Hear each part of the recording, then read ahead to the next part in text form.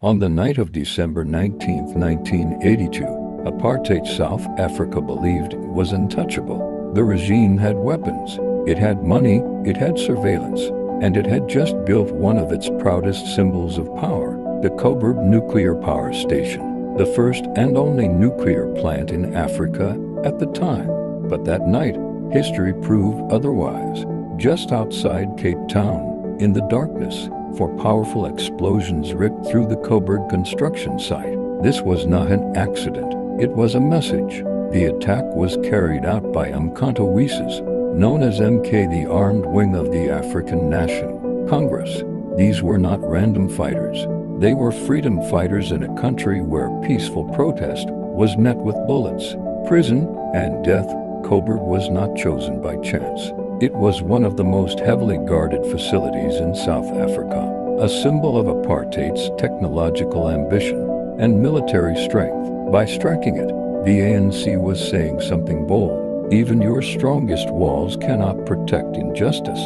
The bombs were carefully planted and timed. They detonated when few workers were present. No civilians were killed. The goal was not mass death.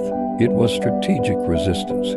At the time, the nuclear reactors were not yet operational. There was no nuclear meltdown, but the impact was still massive. The explosions caused millions of dollars in damage and delayed the power station's completion by more than a year.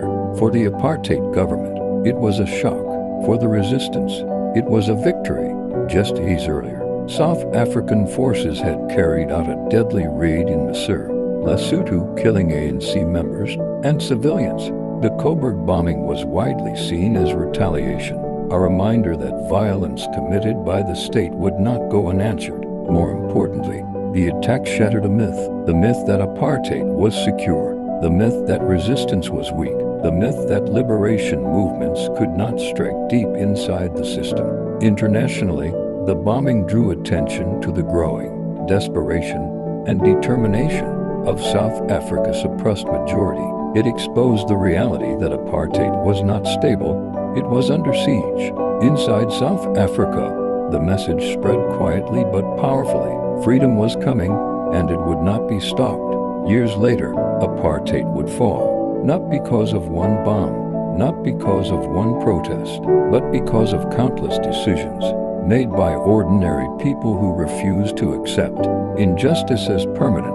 December 19th, 1982 was one of those moments, a night when the lights flickered, a night when fear changed sides, a night when the world